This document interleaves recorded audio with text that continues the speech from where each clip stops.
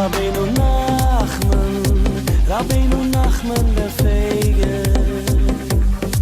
Rabbeinu Nachman, Rabbeinu Nachman befeige. Ashreinu, Ashreinu shezochinu. Rabbeinu Nachman, Rabbeinu Nachman befeige. Bezrat Hashem, Boker Tov, Shalom à tous, à toutes, et on est page 47, Ot Lamed Bet. Donc on est la page 47 dans la brochure,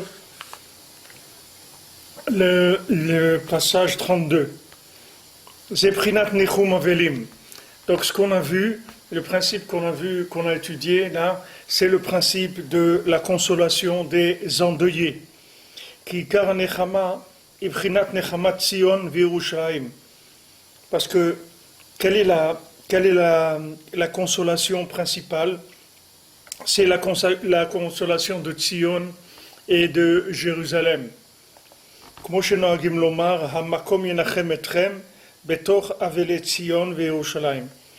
on a l'habitude de dire que Hachem, il vous console parmi les endeuillés de Tzion et de Jérusalem.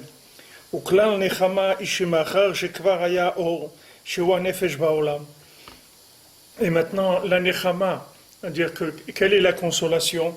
C'est que du moment où il y a déjà eu la lumière qui est l'âme dans ce monde, venistalek umet venitalem, et maintenant la lumière est partie et la personne est décédée et elle est cachée, son âme s'est cachée. Yesh tikva letakno shezeprinat triat hametim. Il y a un espoir de pouvoir le réparer, c'est le principe de la résurrection des morts.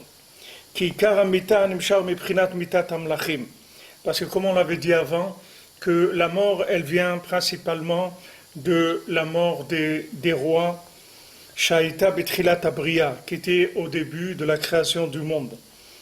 Al-Yedé Ribou Or, par le fait qu'il y a eu trop de lumière, Kaniskar Leel, comme on en a parlé avant.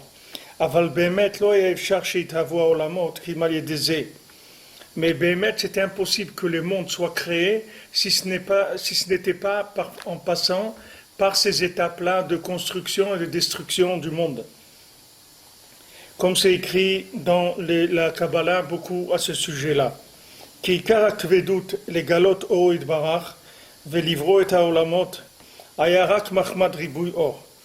Parce que toute la lourdeur qu'il y avait pour révéler la lumière d'Akadosh Baruch Hu et de créer les mondes, c'était uniquement parce qu'on avait un problème de trop de lumière, c'est-à-dire on ne savait pas comment doser la lumière. Il y avait, dès que la lumière arrivait, c'était toujours trop. Ki en shum olam sheyuchal lisbol oro yitbarach ki hu en sof. Parce qu'il n'y a aucun monde qui puisse supporter la lumière d'Hachem, parce que la lumière d'Hachem, elle est infinie. Hachem Yitbarach Ratsa Sha'ir Oro Daika. Et Hachem, il a créé le monde parce qu'il voulait que sa lumière éclaire précisément. Baolam Asiya Azeh, dans le monde de l'action, comme on le connaît. Shebeka Nikar Bechira Shebidvze Nivra Akol. Que dans ce monde dans lequel on est, il y a principalement le libre arbitre. C'est dans ce monde-là que c'est pour le libre arbitre que tout a été créé. Donc HaKadosh Baruch Hu, il a contracté sa lumière dans plusieurs contractions différentes. Et toutes les contractions de la lumière, elles se sont faites par Retso Vashov, c'est-à-dire par approche qui était en alternation, c'est-à-dire alternante. La lumière venait et elle partait, elle venait et elle partait. Comme on en a parlé avant. Chez Keviechol Imshira Or Bezeprina, Akadosh Baruch Hu, il a amené la lumière sous un certain angle. Après, il a caché la lumière. Et comme ça, plusieurs fois, de façon, plusieurs façons différentes. Jusqu'à ce qu'il a créé le monde comme on le connaît aujourd'hui. Adam. Mais tout dépend de l'homme. Tout dépend de l'homme qui doit réparer le monde par son éveil d'en bas, c'est-à-dire par ses choix personnels, comme on l'a mentionné avant. Donc tout ça, c'est pour l'instant, c'est un peu un résumé de ce qu'on a vu avant. Donc je ne vais pas ouvrir ici, parce que sinon on va répéter les choses qu'on a déjà dites avant. Donc on avance pour arriver à ce que Rabbi Nathan il veut nous dire de spécial ici par rapport à ce qu'on a étudié avant. Aval Adam Arishon Chatat Ekef. Mais Adam Arishon, il a fauté immédiatement. Vachem Idbar Asak Betikuno Leorero le Bitshuva. Et Akash Baruch Hu, qu'est-ce qu'il a fait? Il s'est occupé de la réparation d'Adam Arishon pour l'éveiller à faire tchouva. Vous voyez de quoi Akash Baruch Hu s'est occupé? Akash Baruch Hu ne s'est pas occupé de le punir. Akash Baruch Hu, il a dit le pauvre, il est maasé, c'est pas de sa faute. C'est-à-dire que qu'est-ce qu'il a fait Adam Arishon? Il n'a rien fait de mal. Il ne pouvait pas faire autrement, parce qu'il était dans un ribouille or. Il était le premier à avoir ramassé toute la folie du ribouille or. Qu'est-ce qu'il allait faire? Donc Akash Baruch Hu, il s'est occupé de le réparer et de l'éveiller à ce qu'il fasse tchouva. Ça c'est un principe aussi qu'on voit par exemple David Ameler, quand David Ameler il a fauté avec Bathsheba. Alors après David Ameler il a dit à Kadosh Baruch Hu, il lui a dit tu vois, j'ai fauté, ça t'a permis à toi d'être plus connu dans le monde, parce que maintenant je peux faire tchouva. Donc tu vois que ça t'a servi quand même que j'ai fauté. Donc ça, ce sont des principes très profonds, on voit que les Maaseh Adam Arishon, ils ne pouvaient pas ne pas fauter. C'était impossible. C'était impossible, c'est-à-dire c'était une épreuve qui était irrésistible. C'est-à-dire il ne pouvait pas ne pas fauter. Mais quand il a fauté, c'était la continuation de la destruction des mondes comme il y avait avant la création. Avant la création, on a dit que maintenant, Hachem il envoyait sa lumière et ça détruisait le monde. Il envoyait sa lumière, ça détruisait le monde. Mais à chaque fois, il restait une petite trace de la lumière qu'il y avait avant. C'était détruit, mais pas complètement. Il y avait une petite trace. Et cette petite trace-là, elle a grandi, jusqu'à pouvoir tenir. Jusqu'à pouvoir tenir. Comme si vous prenez un fruit ou quelque chose qui a plusieurs peaux, et comme ça une peau après l'autre, une peau qui grandit, d'abord elle est fine, encore plus grande, jusqu'à que ça y est, le fruit il a la peau de protectrice et il va pouvoir maintenant se développer tranquillement. Donc Hachem il a fait comme ça plusieurs fois, d'amener sa lumière, elle détruisait le monde et encore il ramenait un petit peu et ça détruisait, jusqu'à ce qu'il arrivait à créer le monde. Mais quand il arrivait à créer le monde, c'est la même chose, c'est-à-dire on a reçu aussi directement le problème du ribouille or. C'est-à-dire un homme dans ce monde-là, c'est un ribouille or, c'est-à-dire il voit tellement de choses magnifiques, etc. Donc l'homme il est tenté vers l'hyperconsommation, c'est-à-dire c'est quelque chose qui le tente. Il est tenté par la consommation à outrance, etc. Donc Adam Arishon, il s'est trouvé dans ce monde. Lui aussi, il a été tenté de façon irrésistible vers l'arbre de la connaissance du bien et du mal. Et après, Hachem, il s'est occupé de son tikkun, de l'éveiller dans la tchouva. Parce que maintenant, qu'est-ce que c'est la tchouva? La tchouva, c'est que, maintenant quelqu'un, il a fauté. Comme dit Rabbi Yitzhak Baraiter, il dit que quand quelqu'un il a fauté, une fois qu'après il a fauté, il ne faut plus qu'il se culpabilise, il faut dire qu'il a fauté, c'est Minashamaim, c'est tout. C'est comme ça, c'est tout. Il y a rien c'est passé, de toute façon il ne peut rien faire. Qu'est-ce qu'il va faire maintenant? Maintenant il va faire tchouva. Qu'est-ce que c'est la tchouva? Ça veut dire que je choisis maintenant moi-même de réparer cette faute-là. C'est-à-dire je me dis, voilà, je vais faire tchouva. Voilà Hachem, je veux faire tchouva, pardonne-moi la faute que j'ai faite. Quand je demande pardon à Hachem, je dis voilà, et tu m'excuses, je me suis révolté, j'ai fait une bêtise. Mais maintenant, je te demande de me pardonner. Quand je demande pardon, je fais tchouva, ça veut dire je ramène le hé, je ramène le pouvoir d'Hachem à sa place.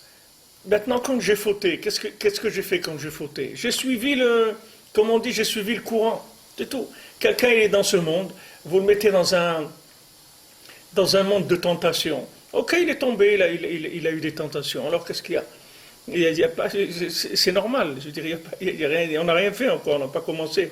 Mais maintenant qu'il est tombé et il regrette, il dit Hachem, pardon, je veux réparer. Ah, ça c'est quelque chose de, ça c'est pas quelque chose de normal. Ça veut dire que là il a utilisé son choix pour dire il y a un patron sur terre, il y a un maître. Et maintenant que j'ai fait une bêtise, je dois lui rendre des comptes, c'est-à-dire que je viens devant lui et je dis voilà, Hachem, j'ai fauté, donc je te demande pardon en tant que maître du monde, en tant que créateur. Et là il participe à la révélation de la royauté d'Hachem. Là, il participe, parce qu'on ne peut pas dire que maintenant, quand une personne, elle faute, elle le fait avec une révolte consciente contre Hachem. Vous ne pouvez pas dire ça. Quand quelqu'un il passe devant une pâtisserie, il voit un beau chou à la crème, il rentre, il achète, et il en achète même 2 ou 3, et il rentre chez lui, il se fait un café, il mange 2 ou 3 choux à la crème, d'accord? Bon, à part le mal de ventre et tout qu'il va avoir, mais vous ne pouvez pas dire que maintenant, il s'est révolté contre Hachem. Il ne s'est pas révolté contre Hachem. Il a eu envie de manger. Il a mangé, c'est tout. Il ne s'est pas révolté contre Hachem. C'est pas dire qu'il n'a pas fait ça avec une intention d'aller contre la souveraineté d'Hachem. Il s'est laissé entraîner dans une tentation. Mais maintenant, quand il revient, ça, il ne peut revenir que s'il revient vers la souveraineté d'Hachem. C'est-à-dire le chemin du retour, c'est que s'il dit voilà, je veux réparer. Ça c'est son choix personnel. C'est-à-dire que ça révèle Hachem. Mais quand maintenant il a fauté, qu'est-ce qu'il s'est? Il s'est laissé emporter par le courant, c'est normal. Il y a un courant. Voilà, il s'est allé dans le courant, c'est tout. Mais jamais vous allez trouver quelqu'un qui va transgresser le Shabbat parce que il veut détruire la royauté d'Hachem. C'est que Amalek qui fait ça. Comme on a vu que la guerre entre Hachem et Amalek, parce que le seul qui fait le mal en voulant détruire la royauté d'Hachem, c'est Amalek. Mais un homme normal, il veut pas détruire la royauté d'Hachem. Qu'est-ce qu'il a fait? Il s'est laissé tenter, c'est tout. Il avait un truc, ça lui plaît. Et Shabbat, il était là, il a eu envie de fumer une cigarette. Non, il a fumé une cigarette. Mais il n'a pas l'intention, quand il fume cette cigarette Shabbat, de détruire la royauté d'Hachem. Ce n'est pas son intention. Son intention, c'est de se faire plaisir, c'est tout. Et de se faire plaisir, c'est ça le ribouille hors de la création du monde. Le plaisir, la recherche du plaisir, c'est ça le ribouille hors. Parce que quelqu'un qui n'est pas dans le ribouille hors, dans le surplus de lumière, il est capable de se retenir et d'attendre que cette lumière-là, qui a dans le plaisir, elle passe son stade initial et qu'elle devienne quelque chose de permis. Par exemple, par rapport à Shabbat, et on dit Vekarata la Shabbat oneg. Le Shabbat, tu vas l'appeler oneg, tu vas l'appeler le délice, d'accord?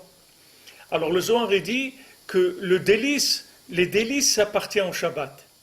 C'est-à-dire Shabbat, c'est Me'en Olam Haba, c'est comme le monde à venir, le monde futur. Et donc ce jour-là, tu as le droit d'avoir des délices. Non seulement tu as le droit, mais c'est une obligation. Donc maintenant, quand tu vas au marché, tu vois un beau truc, tu vois un beau poisson, etc., tu dis, waouh, ce poisson-là, je vais l'acheter pour Shabbat. Alors maintenant, qu'est-ce que tu as fait quand tu as acheté ce poisson?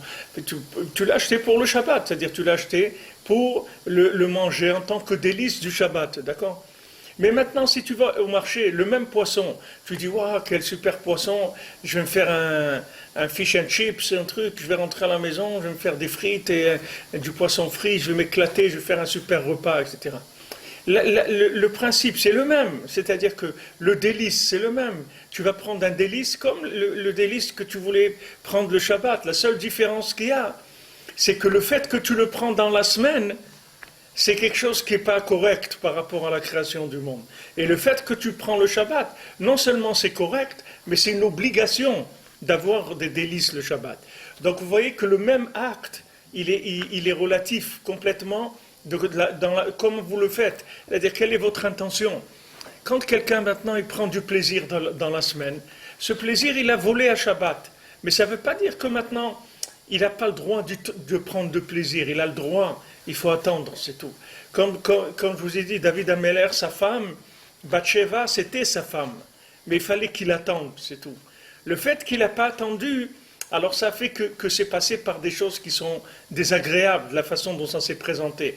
Mais s'il avait attendu, qu'il ait dit, je sais que c'est ma femme, le moment va venir et je vais me marier avec elle, alors Hachem, il était en train de préparer la chose pour lui donner sa femme de façon honorable, de façon bien.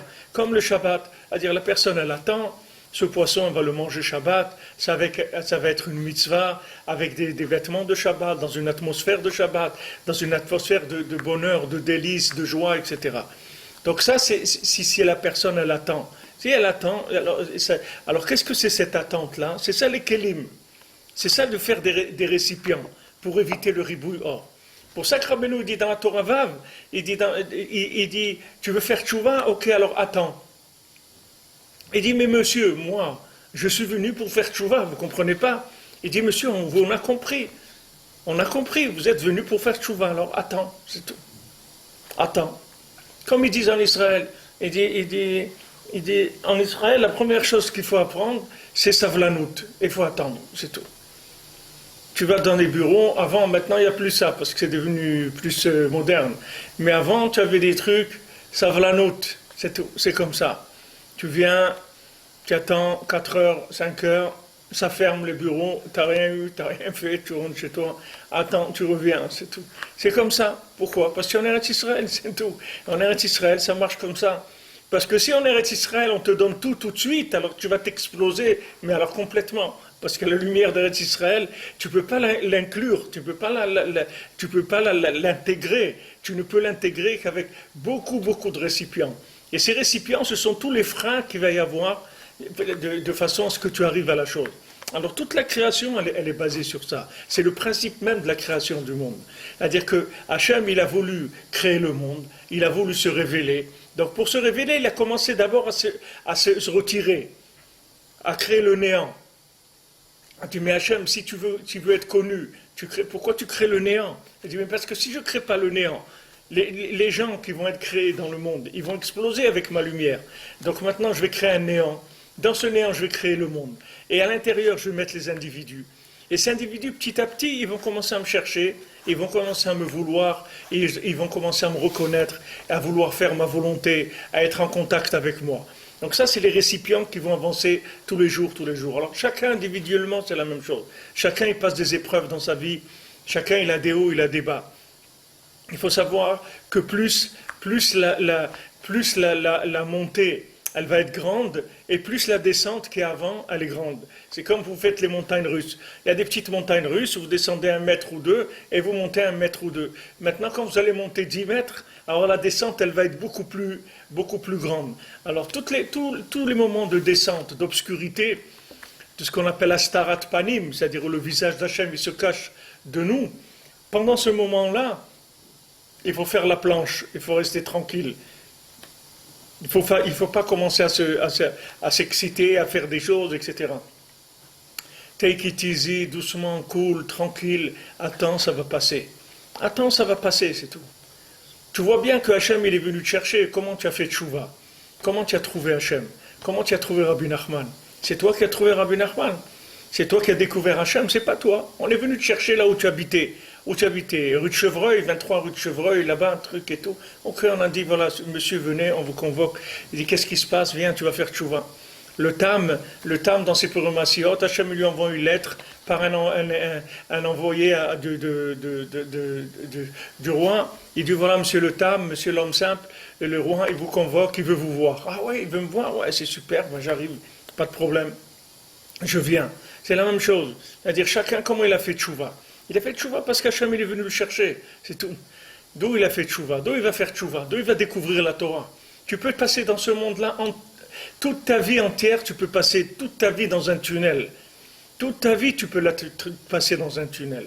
Il y a des gens qui travaillent dans les mines, de charbon, dans les mines de trucs, ils descendent le matin et ils remontent le soir. Et il y a des gens, ils descendent le jour où ils sont nés et ils remontent pour aller dans leur tombe, c'est tout.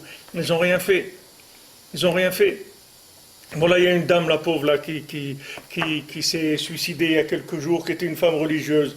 Une femme qui était mariée avec un chassid gour. Elle s'est mariée à l'âge de 17 ans. Et elle a eu 5 ou 6 filles.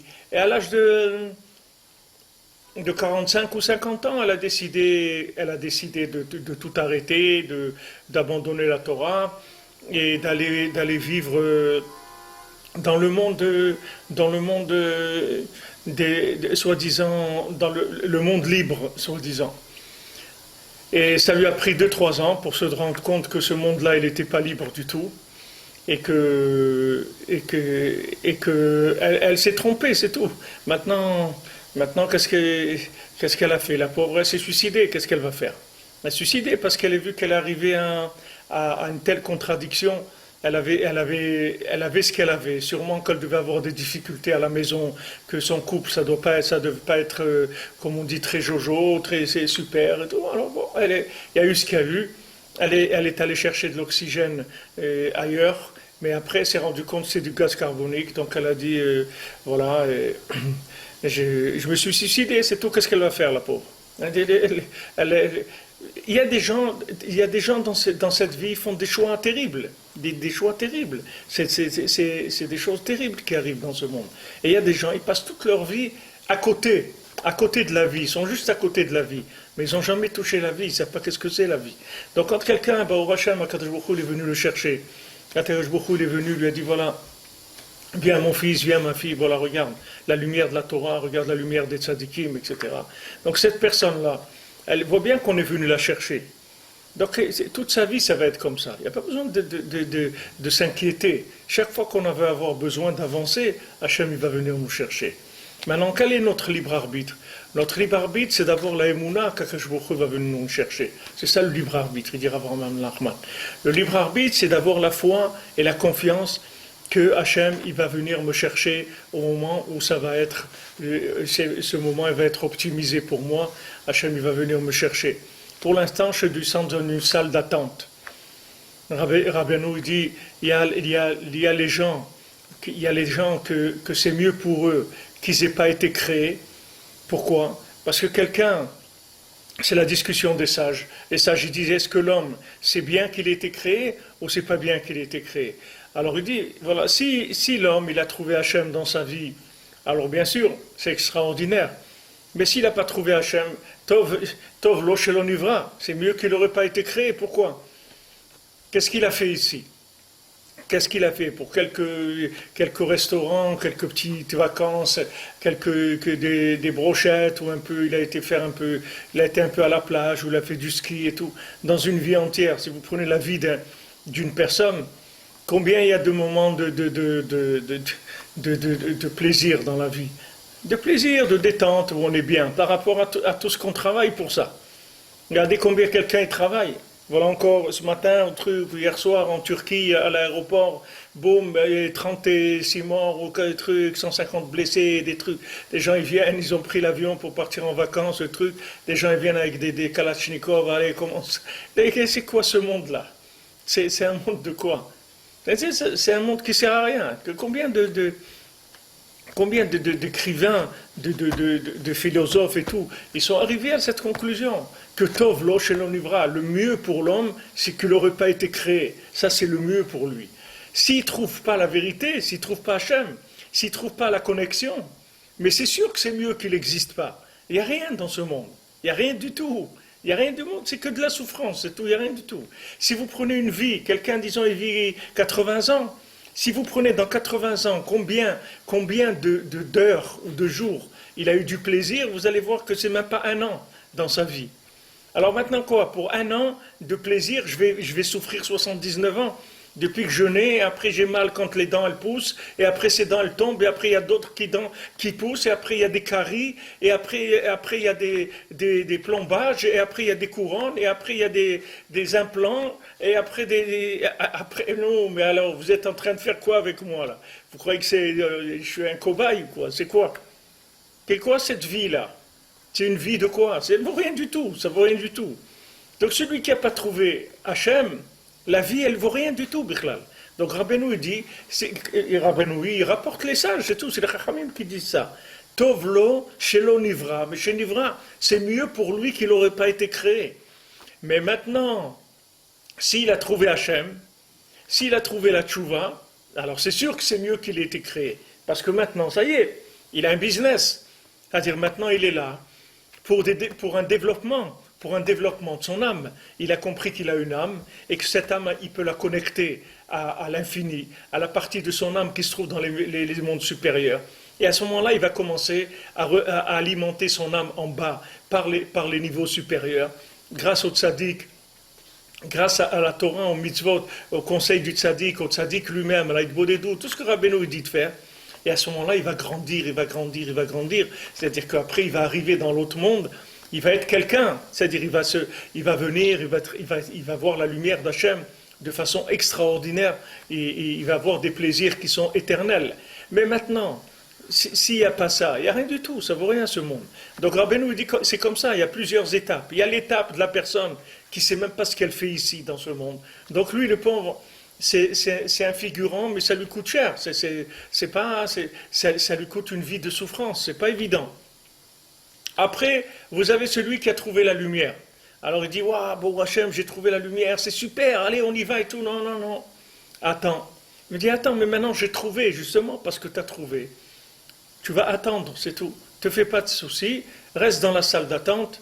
Il y a des livres, il y a des CD, des MP3, des trucs. Écoute de la Torah, lis de la Torah, fais des prières et tout. Travaille un peu, occupe-toi de ta famille, tout ça. Et attends, c'est tout.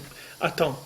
Il dit, mais combien de temps je vais attendre? Il dit ça, on ne sait pas combien de temps tu vas attendre. Rav Levitzrak qui dit, on ne peut pas te dire combien de temps tu vas attendre. Mais ce qu'on te garantit, c'est que si tu attends, tu vas réussir. C'est tout.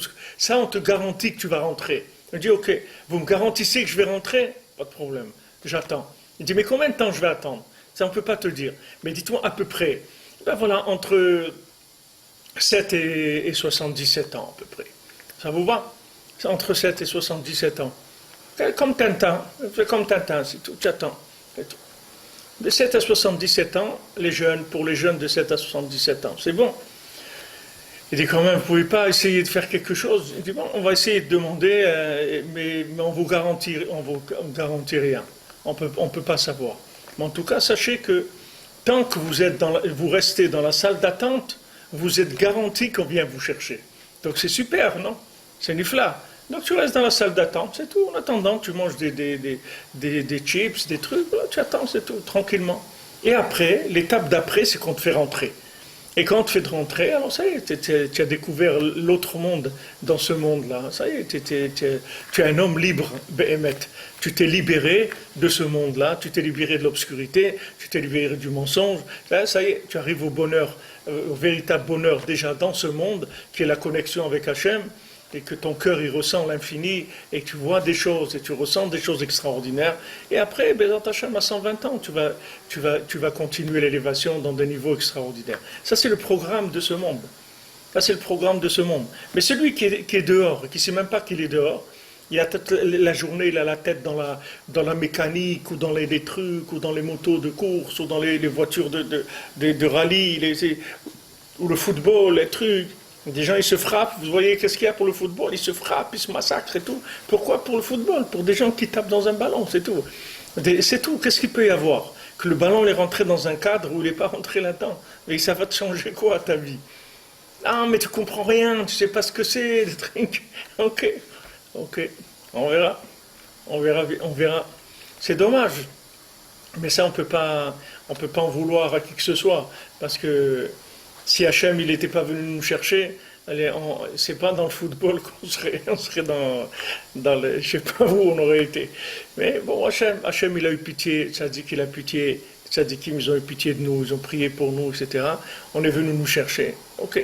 Après qu'on est venu nous chercher, on nous met dans une salle d'attente et on nous dit reste tranquille. Et de temps en temps, quand on voit qu'on commence un peu à perdre patience, on nous donne un petit bonbon, une petite glace, quelque chose, un petit peu de lumière. On dit ça va, t'es content? On dit ouais, c'est super. Et tout. Voilà, attends, sois patient. Et ce principe que je vous explique là, c'est ça le principe de la création du monde. Toute la création du monde, elle a fonctionné comme ça. Tout le monde, il fonctionne comme ça. Depuis le début, c'est comme ça. C'est-à-dire que la lumière, elle est alternante. La lumière, elle ne peut pas venir, elle n'est pas constante. Elle est obligée d'être le courant, il est en alternatif, il n'est pas en constant. Il ne peut pas. Donc il y a des moments où il y a de la lumière. Au Hachem, on est bien, on se sent bien, on a le cœur joyeux, on se sent en contact avec Hachem, on est content de notre vie, etc. Et puis il y a des moments où ça descend. Quand ça descend, il ne faut pas s'inquiéter, ça fait partie du système. Le système, il est cyclique, c'est tout à fait normal. Donc il y a le jour, il y a la nuit, il y a le haut, il y a le bas, il y a la semaine, il y a le Shabbat, tout le système, il marche comme ça. Donc il ne faut pas s'inquiéter quand il y a de l'obscurité. Tu vois? Maintenant, ces périodes obscures, on attend, ça va passer, c'est tout. Il faut de la patience. Il faut de la patience et après les choses s'arrangent, c'est tout. Donc maintenant, Akadosh Baruch Hu s'est occupé de faire tchouva dans Marishon. Vous vous rendez compte qu'est-ce qu'Hachem il a fait? Hachem il vient, au lieu de lui en vouloir, et il dit, bon, maintenant il a fauté et tout, viens, on va s'occuper, on va l'aider à faire tchouva, à arranger, etc. C'est comme ça qu'Hachem il fait, quand on faute. Vous croyez qu'Hachem il nous en veut parce qu'on a fauté? Il ne nous en veut pas du tout. Nous, on s'imagine ça. Parce que nous, dans le monde de la matière, quand quelqu'un nous a fait quelque chose de mal, alors on lui en veut. Parce qu'on est dans un monde d'échange avec intérêt. C'est-à-dire on a des intérêts. Donc quelqu'un qui a été contre nos intérêts, alors on n'est pas content et on lui en veut. Mais Hachem, il n'a pas créé pour un intérêt. Hachem, il a créé le monde pour nous donner. Vous savez, j'avais une tante à Léa Shalom, c'est qui date de raconter ce maasé. J'avais une tante à Léa Shalom, la sœur de ma maman. Elle s'appelait Camila Bat Yehuda à Léa Shalom. Et une fois, elle habitait en Eretz Israël, elle habitait à ça s'appelle un endroit qui s'appelle Neve Sharet. C'est quelque chose dans la banlieue de Tel Aviv. Et une fois, elle rentre chez elle et elle voit un voleur qui sort et qui avait volé, je ne sais pas, un objet précieux de la maison, un bougeoir ou quelque chose qu'elle avait de précieux à la maison. Le voleur, il était rentré, comme avant. En Israël, les gens ne fermaient pas les portes, ils n'avaient pas un réflexe ferme à clé. Les portes, elles étaient ouvertes la plupart. La plupart des gens ne fermaient jamais les portes.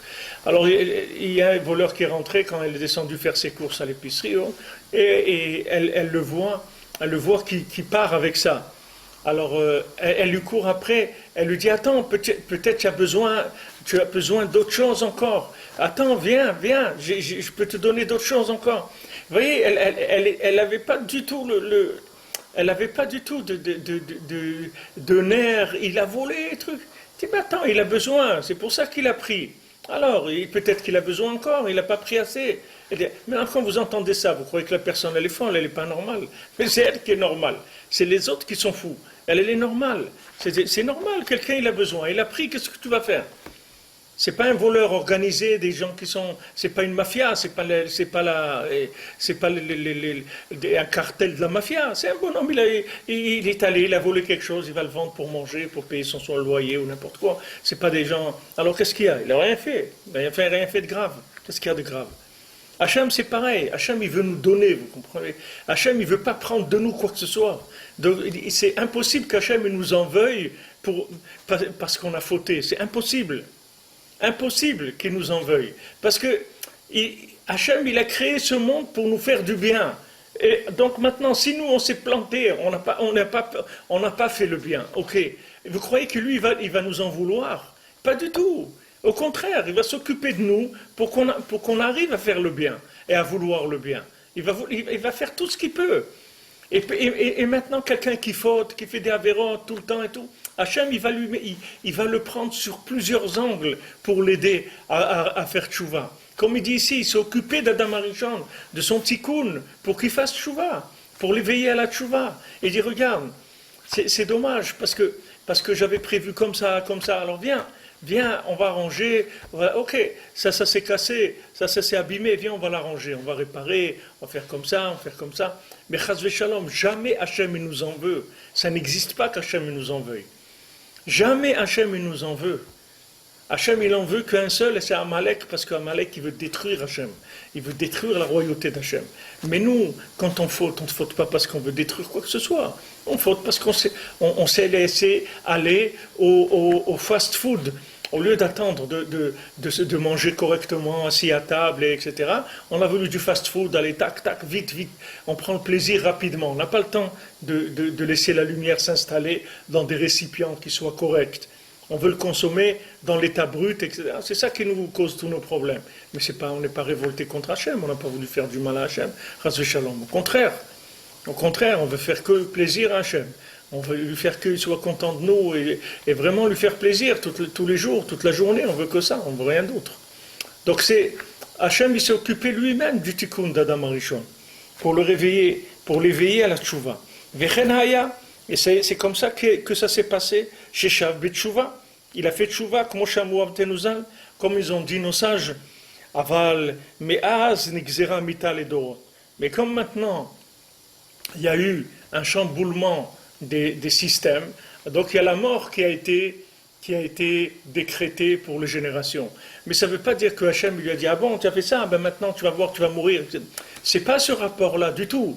C'est que maintenant, le fait qu'il a mangé de la connaissance du bien et du mal, ça fait qu'il est rentré dans du vol organisé. C'est-à-dire avant c'était du vol d'instinct. C'est-à-dire que maintenant il s'est laissé aller à l'ego. Le serpent, il a tenté sur l'ego, etc. Donc il a dit, je vais manger de cet arbre, comme ça je vais exister, etc. Mais maintenant, donc ça c'était un instinct d'orgueil, c'est tout. Il voulait de l'ego, il voulait exister, il voulait être quelqu'un d'important, etc. Ok, il s'est trompé. Mais maintenant qu'il a mangé de l'arbre de la connaissance du bien et du mal, avant de rentrer dans le Shabbat, là il a inversé la machine. Il a fait quelque chose qui a chamboulé le système. Donc le fait qu'il a chamboulé le système, il a fait que le système, il marche pas normalement. Donc il faut créer quelque chose qui va rattraper le problème du système. C'est comme si vous avez une machine qui marche, etc. À un moment, il y a un réservoir dans lequel il y a un trou. Donc maintenant, ce trou qu'il y a dans le réservoir, il fait qu'il y a de l'essence qui coule ou de l'eau ou quelque chose qui... Donc maintenant, il faut réparer cet endroit-là pour que ça continue à fonctionner normalement. Donc le plan, c'était Shabbat et faire Kiddush le Shabbat sur le fruit de l'arbre de la connaissance du bien et du mal. Ok, il n'a pas attendu. Tout de suite, il s'est jeté sur l'arbre de la connaissance du bien et du mal, il a mangé. Ok, et avant de rentrer dans Shabbat. Donc maintenant, ça n'était pas prévu au programme. Donc il a chamboulé toutes les données. Donc il a fallu recalculer tout le monde par rapport à ces nouvelles données-là qu'on a maintenant, qu'il a mangé de l'arbre de la connaissance du bien et du mal avant de rentrer dans Shabbat. Alors la réparation principale de ça, c'est la mort. Pourquoi ? Parce que la mort, c'est ce qui va permettre de refouler, d'évacuer tout ce qui a été pris en trop. Pourquoi ça a été pris en trop ? Parce qu'on a mis la charrue avant les bœufs, c'est-à-dire le cerveau, il est allé avant le cœur. Le cerveau, il s'est permis d'aller chercher des compréhensions, alors que le cœur n'y était pas du tout. Donc il s'est perdu dans des élucubrations, dans des fantasmes philosophiques, et à la fin, le résultat de ce qu'il a fait dans sa vie, il est minable par rapport à tout ce qu'il a compris. Il a cru que comprendre, c'était quelque chose. Alors que maintenant, comprendre, c'est rien. C'est juste quand tu as deux cœurs qui est connecté à Hachem, la compréhension, elle va être extraordinaire. Mais si ton cœur, il n'est pas connecté à Hachem, il faut que tu te sauves de la compréhension, parce que c'est extrêmement dangereux. Donc maintenant qu'il a fait ça à Adam Arishon, c'est plus maintenant quelqu'un qui vole, qui a volé l'orange du marchand. Vous comprenez ? C'est pas qui a volé l'orange du marchand. Maintenant, ça s'appelle des hold-up en bande organisée. C'est pas du tout la même chose. C'est-à-dire ça devient du professionnalisme. C'est-à-dire c'est du hold-up professionnel. C'est-à-dire que l'homme, quand il est rentré dans la philosophie, dans la compréhension, il est rentré dans des hold-up organisés. C'est-à-dire que maintenant, il a trouvé des méthodes comment voler la lumière alors qu'elle n'est pas à lui. Parce qu'une lumière, tu n'as accès à la lumière que quand tu es apte à avoir cette lumière. Comme je vous ai dit, Huhaya Omer, lui il était ce qu'il disait. D'abord il était, après il disait. D'abord il était, après il devenait la chose. Non, d'abord il devenait la chose, après il réfléchissait sur la chose. Comme Anaël, elle rapporte dans son livre, elle dit qu'il y avait un père qui envoyait son fils étudier la Torah dans une yeshiva et tout. Ils étaient des gens très, très, très moyens au niveau de Parnassa, ils n'étaient pas des gens riches, et ça leur a coûté beaucoup d'argent d'envoyer leur fils étudier. Le fils, il est venu au bout de quelques années d'études, le père, il a rassemblé les amis de la communauté, etc. Il a dit à son fils de faire un discours. Alors le fils, il a dit Bereshit bara Elokim tas shamayim vet haaretz. Il dit voilà, au commencement, Hachem il a créé le ciel et la terre. Alors tous les gens, ils étaient un petit peu gênés que c'est ça le discours du soi-disant érudit qui vient de la yeshiva. Alors le père, il a dit à son fils, mais c'est quoi ce discours-là? Il dit, même ta petite sœur, elle le sait ça. Alors il demande à la petite sœur, il dit, voilà, et qui est-ce qui a créé le ciel? Elle dit, oui, c'est le ciel et la terre. Il dit, c'est Hachem, c'est écrit, Bereshit bara Elokim et Hashem ta'aret. Alors le fils, il a dit à son père, regarde, elle le dit, mais moi je le sais, c'est pas la même chose. C'est-à-dire que lui, il était cette chose-là. C'est pas, lui, il vivait cette chose-là. C'est bien de dire Hachem Melech, Hachem Malach, Hachem Imloch, l'Olam Vaed. Mais toi, où tu es, toi? Quel est ton rapport avec Hachem? C'est bien de dire des choses comme ça. C'est magnifique. C'est des grands mots. Mais toi, où tu te trouves par rapport à ces mots-là? Donc vas-y, il faut que tu calmes. Calme la machine. Calme la vitesse. Calme la monture. Calme-toi. Calme-toi parce que tu es en train de dire des choses que tu n'es pas. Donc qu'est-ce que tu es en train de dire? Tu es en train de chercher à comprendre des choses que tu n'es pas ces choses-là. Tu te permets de philosopher sur des sujets alors que tu n'es pas engagé. Donc de quoi tu philosophes sur quoi maintenant? Alors c'est devenu des hold-up en bande organisée. C'est ça ce qui est devenu la faute d'Adam Arishon. Donc maintenant, pour réparer ça, il a fallu la mort. La mort, c'est une réparation qui va permettre de rééquilibrer l'homme et de lui laisser que la lumière qu'il a prise dans des récipients. Parce que c'est la seule chose que de toute façon qui va aller de l'autre côté. Comme il disait Rav Levi Yitzhak, il y a des gens, ils viennent avec beaucoup de valises, après qu'ils sont morts, ils arrivent avec beaucoup de valises dans le monde futur, et quand ils passent la douane pour passer, on leur dit toutes ces valises-là, tu les laisses là-bas, parce que ces valises, c'est pas à toi. Ok, tu as fait semblant, tu as étudié et tout, mais c'était pas ça ta place. Toi, normalement, tu devais aller travailler, faire ça, donner de la tzedaka, donner ton maaser, t'occuper de tes enfants. Et c'est bon, ok, tu as voulu devenir un érudit, tu avais ce plan-là dans ta tête, c'est très bien, mais ça, tu le laisses là. Ça rentre pas. Parce qu'ici, ce qui rentre dans le monde futur, c'est que ce qui t'appartient vraiment. Ce qui ne t'appartient pas, ça ne passe pas là-bas. Et ce qui t'appartient, c'est ce que tu es devenu, pas ce que tu as compris. Tu peux comprendre beaucoup de choses, mais ça ne sert à rien. Alors tu as compris ça. À quoi ça sert que tu as compris? Quelqu'un dit, tu as compris, tu sais des choses. Je sais. Alors qu'est-ce que tu sais tellement de choses? Ce qu'on a besoin, nous, c'est que tu sois, que tu progresses, que tu t'arranges. C'est ce qu'on a besoin. On n'a pas besoin que tu saches des choses. Que tu saches des choses, ça ne nous sert à rien. On a besoin que tu avances. Donc Adam Arishon, il a fauté. Maintenant, il faut créer un système pour rattraper le défaut. Il faut rattraper le défaut. Regardez ce qu'ils font dans le monde. J'ai vu les marques Volkswagen, je ne sais pas combien de millions de voitures, les marques, je ne sais pas quelle marque japonaise ou autre, ils ont ramené 1,4 million voitures où il y avait des défauts.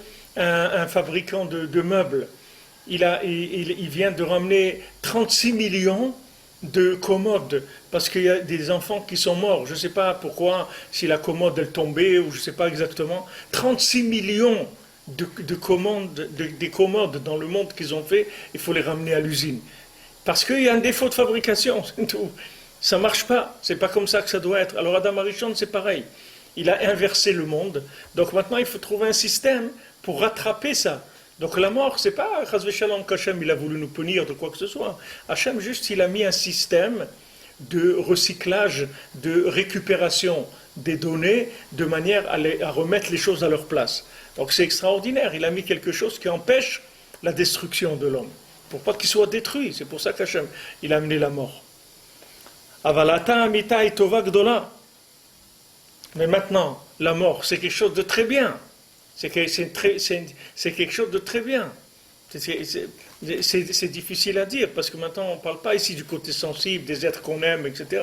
C'est sûr, du côté de ça, ça fait beaucoup de peine quand quelqu'un meurt. Mais par rapport au fonctionnement du monde, le fait qu'Hachem, il a instauré ce système de récupération des données, c'est quelque chose d'extraordinaire. Parce qu'Hachem, il aurait pu laisser le monde fonctionner comme c'était prévu, et à ce moment-là, l'homme, il aurait été détruit, c'est pas mort. Mort, c'est pas une destruction.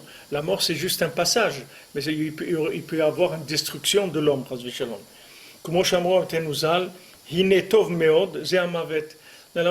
Comme les Chamim, ils ont dit sur Bereshit, Hinetov meod, ze amavet. Qu'est-ce qui est très bien, très bon, c'est la mort.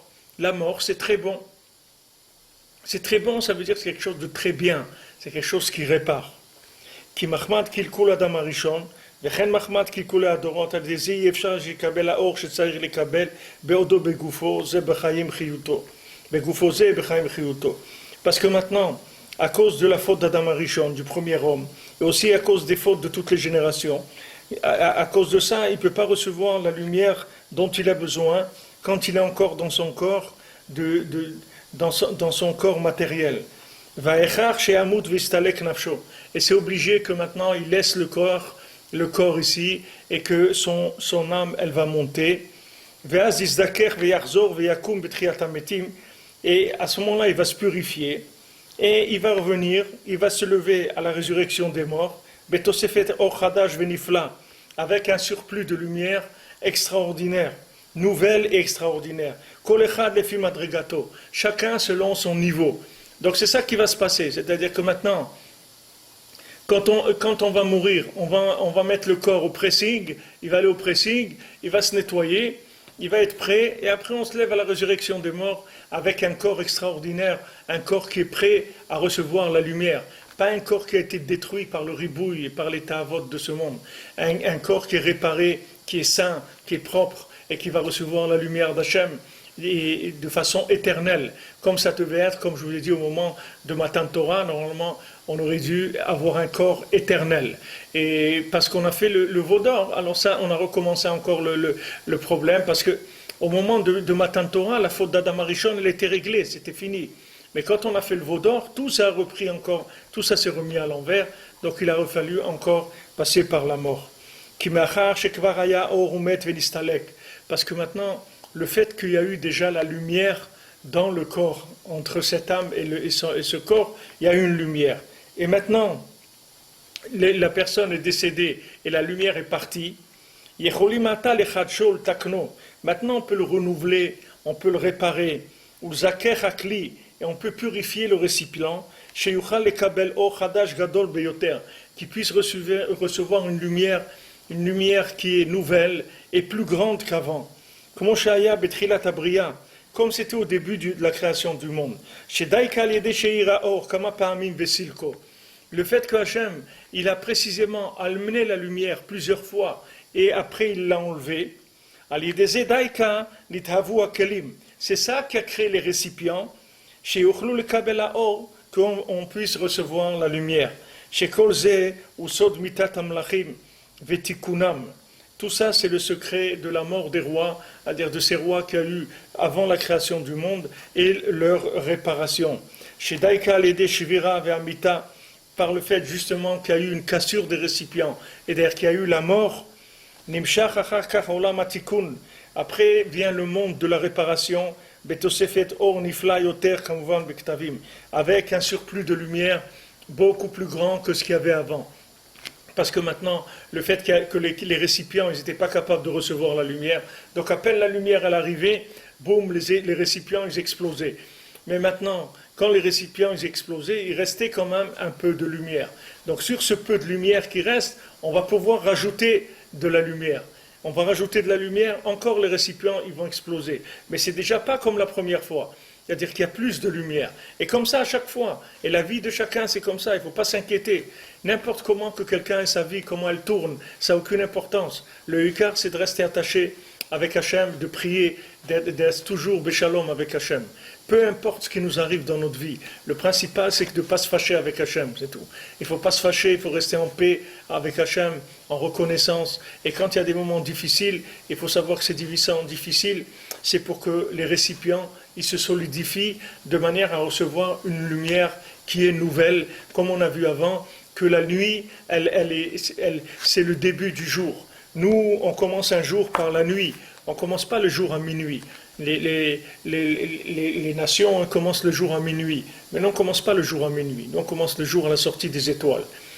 Et on commence avant, puisqu'on a vu que déjà à l'heure de Mincha, la 6e heure de la journée, déjà commence la décadence du jour pour préparer le jour à venir. Alors ça c'est le même principe, c'est-à-dire qu'il y a le matin, c'est la vie de la personne, qui va durer 6 heures, c'est-à-dire qui va durer les quelques dizaines d'années qu'elle va vivre. Après, il va y avoir la décadence, et la mort, et après, il y a la résurrection des morts, et il y a la nouvelle journée qui va commencer, mais ce n'est pas comme la journée d'avant, elle est entièrement renouvelée, elle a des éléments en plus qu'il n'y avait pas avant, elle est plus riche qu'avant. Comme Rabbeinu il a dit, Hachem il conduit le monde toujours shainer en shainer, de mieux en mieux. Le monde chaque jour il est mieux que ce qu'il était avant. Les gens ils se plaignent, ils disent ouais avant c'était mieux, etc. C'est pas vrai. Ça n'a jamais été aussi bien qu'aujourd'hui. Jamais. Jamais le monde a été aussi parfait que de ce qu'il est aujourd'hui. Et chaque jour il va être de plus en plus parfait. Hachem il fait que le monde il est de mieux en mieux. Pourquoi? Parce que chaque jour, le fait qu'il y a eu un jour et une nuit, la nuit elle a permis à un nouveau jour de venir qui est plus riche que le jour d'avant. Puisque maintenant on est passé par la nuit, c'est pourquoi on est passé par la nuit pour pouvoir arriver à un jour nouveau qui est beaucoup plus riche que le jour d'avant. Donc individuellement pour chacun c'est la même chose. C'est-à-dire que si maintenant quelqu'un il voit qu'il passe par des difficultés dans sa vie, c'est dur pour lui. C'est dur dans sa maison, c'est dur avec sa femme, ou c'est dur avec les enfants, ou c'est dur dans la parnassa, ou c'est dur dans la santé, ou c'est dur là où c'est dur. Il faut savoir que cette obscurité-là, elle est faite pour préparer le jour à venir. C'est une obscurité qui est préparatrice. C'est pas une obscurité qui va rester. Cette obscurité, c'est une étape pour arriver à la lumière. C'est justement parce qu'on va lui donner une lumière plus grande qu'on le fait passer par cette obscurité. Et si un homme il pouvait résister et rester dans l'obscurité toute sa vie, alors il arriverait à des choses extraordinaires dans le monde futur. Mais comme l'homme il ne peut pas, alors Hachem il est obligé de lui donner des miettes de lumière sans arrêt. C'est-à-dire qu'il a des cycles, dès qu'on voit qu'il ne tient plus, alors on lui donne de la lumière. On lui dit, bon, puisque maintenant tu es en train de craquer, alors on va prendre de la lumière. Alors il prend un peu de lumière, ça le calme. Et dès qu'il est bien, dès qu'il est en forme, on le remet dans l'obscurité. Parce que le but de ce monde, c'est de passer l'obscurité avec la Emouna. Emouna Trabalelot, c'est ça le but de ce monde. Le but de ce monde, c'est de passer dans les moments obscurs avec la foi dans Hachem. De savoir que c'est Hachem qui veut ça. J'ai rien raté, j'ai rien perdu, je ne me suis pas trompé, rien du tout. C'est Hachem qui veut que ça soit comme ça. C'est ça le chemin de ce monde-là. C'est-à-dire qu'il ne faut pas s'en prendre à soi et de dire voilà, je me suis trompé. Mais de toute façon, dans ce monde, tu peux faire que te tromper, c'est tout. Dans ce monde, qu'est-ce que tu peux faire d'autre? Tu peux que te tromper, c'est tout. S'il n'y a pas quelqu'un qui vient, qui t'attrape par les oreilles et qui te tire par là, tu vas te tromper. Toute ta vie, tu vas te tromper. Heureusement qu'il y a des tzadikim, Baruch Hashem, qui s'occupent de nous et nous tirent tout le temps et nous ramènent tout le temps vers la vérité et nous reprennent tout le temps. Donc ce monde, tu peux que te tromper. Qu'est-ce que tu crois? Tu es capable de ne pas te tromper? Des plus grands, ils se sont trompés. Regardez tous les rabbanim qui ont été contre Rabbi Nachman. Ils se sont trompés, tous. Et maintenant, qu'est-ce qu'ils doivent avoir honte là-bas où ils sont dans les mondes supérieurs? Combien ils ont dû essayer de chercher des alibis et des trucs et de dire ouais, mais c'était tellement nouveau, on n'a pas pu accepter, c'était tellement fort et nouveau que c'était difficile pour nous, on a eu peur que ça fasse. Ok, et sûrement que Hachem il a pitié, que le tzaddik aussi il a pitié et qu'ils essayent de s'arranger. Mais en tout cas, dans ce monde, ils ont fait des bêtises. Des grands rabbinim et tout, ils ont été contre Rabbi Nachman. Combien David Ameller, ils ont caché pendant 300 ans, ils ont 400 ans, ils ont caché le Teilim. Ils étaient contre le Teilim, ils l'ont caché pendant 300 ou 400 ans, ils l'ont mis à la Gnisa, ils l'ont mis à la censure, ils ont censuré le Teilim. Ils ont dit c'est quoi ça, ces chants-là et trucs. Et ils ont rien compris. Ça a pris 3 siècles ou 4 siècles pour que les gens se réveillent et disent waouh, le Teilim, c'est super et tout. Et regardez combien. Ça c'est des Chachamim, c'est les Chachamim du Ham Israël. C'est des gens qui jugent le Ham Israël, des gens qui ont la Torah, qui ont tout, des grands. Ils se sont trompés. Ils sont trompés, parce que David Ameller, c'était un chidouche, c'était une lumière tellement forte qu'ils ne pouvaient pas la voir. Il n'y a personne qui avait des yeux pour voir cette lumière-là. Personne. Personne qui avait les yeux pour voir cette lumière. Et David Ameller, il a fait descendre dans le monde le Teilim.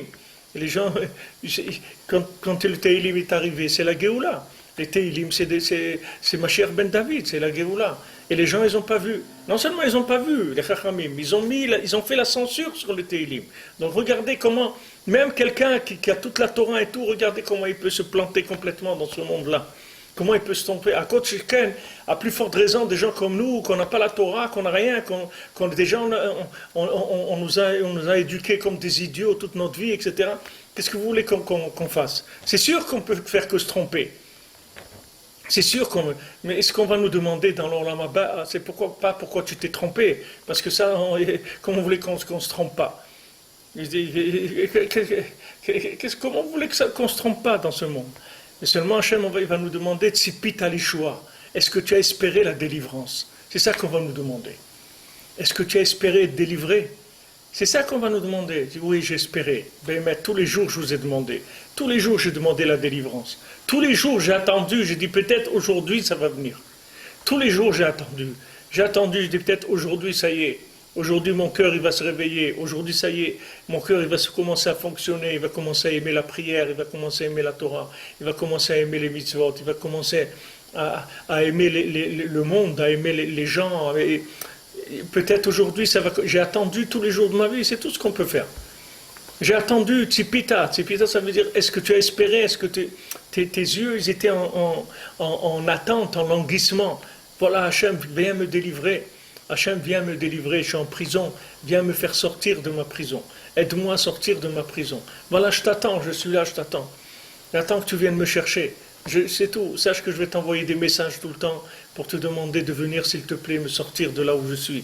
Parce que je ne veux pas être comme ça. Je veux commencer à fonctionner comme il faut, à faire ta volonté, à révéler ta royauté dans le monde. C'est ça qui m'intéresse. C'est pas de faire des bêtises. Alors viens me chercher. Demande à Hachem, viens me chercher. Viens me chercher là où je suis. Alors c'est ça qu'on va nous demander. Est-ce que maintenant tu as espéré qu'on allait venir te chercher? Est-ce que maintenant tu as attendu qu'on vienne te chercher? C'est ça qu'on va te demander. On ne va pas te demander que si tu t'es trompé. Qui est-ce qui ne peut pas se tromper dans ce monde? Qui est-ce qui peut prétendre qu'il ne va pas se tromper dans ce monde? Rabbi Nachman dit, dans ce monde-là, on peut faire des bénéfices énormes. Énormes. Mais dans ce monde, on peut se planter complètement aussi. On peut se tromper, mais complètement. On peut passer à côté de notre vie complètement. C'est pas un monde c'est pas un monde de plaisir, c'est pas un monde de rigolade du tout. C'est un monde où on peut réussir des affaires, des super affaires. On peut venir à Ouman et peut faire des grosses affaires, des très grosses affaires. Chaque fois que quelqu'un vient à Ouman faire un tikkun haklali, c'est des grosses affaires. Voilà, la semaine dernière, il y a un monsieur comme ça, j'étais au Tzion la nuit, un monsieur de France, il est venu. Il est arrivé ici, il est à 4 heures de l'après-midi, il est reparti à 4 heures du matin. Il a passé la nuit au Tzion, il a fait des tikkun haklali, il a prié, il a fait les teilim et tout. À 4 heures du matin, il a mis cette filine, il a fait cette fila, il est parti, il est retourné en France. Ni vu ni connu, il est parti le matin. Le lendemain l'après-midi, il était à son travail. Personne n'a rien vu de ce qu'il a fait. Mais ça, c'est des hommes d'affaires. C'est des grands hommes d'affaires. Des très grands hommes d'affaires. Parce que quelqu'un au milieu de tout son travail, etc. Et lui, c'est vraiment un businessman. C'est un homme, il a des magasins et tout. Il m'a dit, j'ai plusieurs magasins, etc. C'est vraiment un businessman. Et au milieu de tout ça, il fait une petite escapade, tac, 24 heures, il part. Il vient chez le tzaddik, il fait des tikkun haklali. C'est ouvert, c'est pas cher. Voilà, j'ai regardé hier les billets d'Israël. Ça coûte, un billet d'Israël, ça coûte 80 € pour venir à Ouman. 80 € l'aller, ça coûte. Ça coûte moins cher que le taxi pour aller de Ouman à Kiev, l'avion. L'avion pour faire Tel Aviv-Kiev, ça coûte moins cher. L'aller à un côté, ça coûte moins cher que le taxi pour aller de Ouman à Kiev. Vous vous rendez compte Mais ça, il faut être un homme d'affaires. C'est-à-dire les gens qui savent ça, qui savent qu'est-ce qu'on peut gagner dans ce monde avec des petites choses. Comme il a dit le Gaon de Vilna, au moment où, avant sa mort, il pleurait, il regardait les tzitzit, et il pleurait, il disait, alors les gens ils disent pourquoi il pleure, il dit regarde, dans ce monde-là, avec des fils comme ça, qui coûtent quelques copecs, qu'est-ce que ça coûte des tzitzit, ça coûte pas cher. Avec ça, on peut faire des bénéfices énormes, avec des petites choses, des petites miettes dans ce monde, on peut faire des bénéfices énormes. Mais ça aussi, c'est un mérite qu'Hachem nous ouvre les yeux. C'est un mérite. C'est un cadeau d'Hachem d'avoir une ouverture des yeux. Bezant Hachem, il est pitié de nous. Bon, Hachem, il nous envoie un tzaddik comme Rabbi Nachman qui s'occupe de nous et que Bezant Hachem, il nous répare complètement comme il a promis, qu'il réparera tout le monde, qu'il n'y a personne qui sortira de ce monde sans qu'il soit réparé, Bezant Hachem.